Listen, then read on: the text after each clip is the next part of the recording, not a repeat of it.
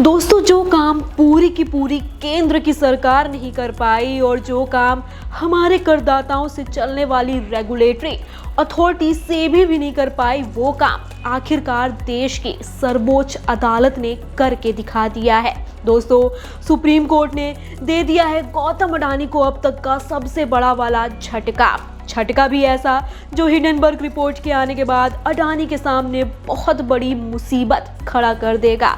जिस अडानी एम्पायर पर अब तक केंद्र सरकार ने जांच की बात तक नहीं की, जो मोदी सरकार अडानी का आ भी नहीं बोल पा रही, उस अडानी पर अब जांच के लिए बकायदा सुप्रीम कोर्ट ने 6 सदस्यों की कमेटी बना दी है। दोस्तों, कोर्ट ने जो कमेटी बनाई है उसकी अध्यक्षता रिटायर्ड जस्टिस AM स्प्रेड करेंगे। सुप्रीम कोर्ट ने आदेश दिया है कि सेबी इस मामले में जो जांच कर रही है वो अलग से अपनी जांच करती रहे और अपनी रिपोर्ट 2 महीने के अंदर सुप्रीम कोर्ट में सौंप दे। बाकी हमारी न्यायिक कमेटी अपने स्तर से भी चीज़ों की जांच करेगी।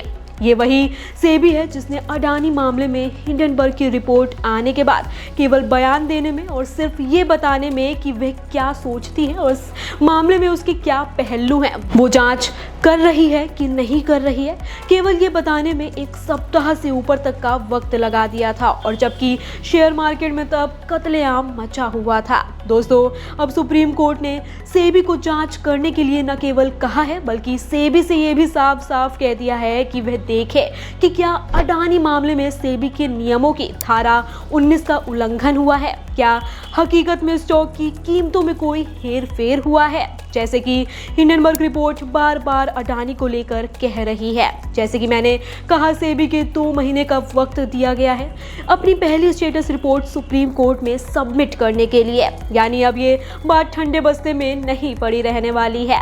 सेबी और सुप्रीम कोर्ट ने जांच कमेटी जो गठित की है, 2 इंक्वायरी अब अडानी मामले में अपने अपने स्तर पर काम करेंगे, जो कि सरकार को पहले ही कर देना चाहिए था। दोस्तों, ये सब जांचें अडानी के लिए किसी बड़े झटके से कम नहीं है। दूसरी तरफ जो किरकिरी मोदी सरकार के लिए हो रही है वो किसी झटके से कम कतई नहीं है, क्योंकि अगर सुप्रीम कोर्ट ने कमेटी गठित ना की होती, सेबी को जांच करने के लिए 2 महीने के अंदर पहली जांच रिपोर्ट पेश करने के लिए दबाव ना बनाया होता, तो आप सोचिए इतने बड़े मामले की जांच नहीं होती। और अगर सुप्रीम कोर्ट सेबी से कह रहा है कि 2 महीने के अंदर आप स्टेटस रिपोर्ट सबमिट कीजिए और अपनी कमेटी अलग बना रहा है, तो इसका मतलब देश की सर्वोच्च अदालत यह स्वीकार करती है कि कहीं कुछ तो गड़बड़ है। तो अगर दाल में कुछ काला लग रहा है तो अब तक सरकार के हाथ इस अडानी मामले में किसने बांध रखे थे? आखिर अब तक सरकार ने अपने आप पहला कदम क्यों नहीं बढ़ाया? खुद क्यों नहीं किए सरकार ने जांच के काम, जो काम सुप्रीम कोर्ट को अब करना पड़ रहा है? अगर सुप्रीम कोर्ट ना होता तो सोचिए इस मामले में कभी कोई जांच ही ना हो पाती। दोस्तों, इससे पहले सुप्रीम कोर्ट इस मामले में मीडिया कवरेज वाली रोक की जो मांग की गई थी याचिका में, उसे भी खारिज कर दिया गया था। इसलिए अडानी के लिए और मुश्किल पैदा कर दी है सुप्रीम कोर्ट ने।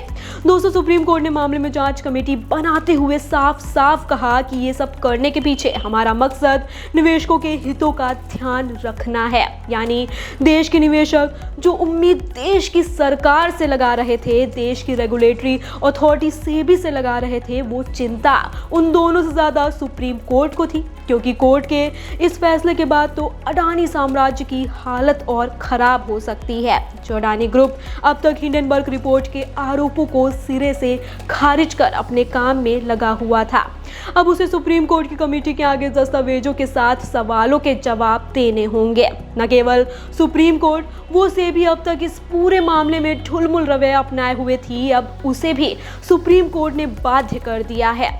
अडानी ग्रुप को सेबी के आगे भी एक तरह से जांच में सहयोग करना होगा।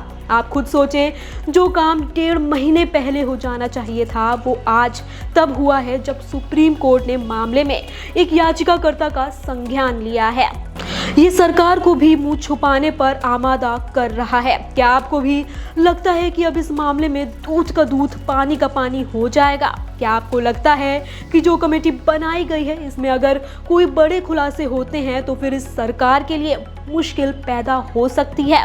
तो दोस्तों, हर तरफ से सरकार के लिए मुश्किलें इसलिए भी हैं क्योंकि विपक्ष लगातार संसद और संसद के बाहर सड़कों तक अडानी मामलों को सीधा मोदी सरकार से ही नहीं, प्रधानमंत्री मोदी से कनेक्ट कर रहा है। विपक्ष हर जगह मोदी और अडानी के याराने की देश को याद दिला रहा है। अगर जो जांच कमेटी बनी है उसमें कुछ और खुलासे भविष्य में होते हैं, सरकार और अडानी का कोई कनेक्शन यदि सामने आता है तो यह 2024 में सरकार के लिए बहुत बड़ी मुसीबत बन सकता है। आप इस बारे में क्या सोचते हैं? अपनी राय हमें कमेंट बॉक्स में ज़रूर बताएं।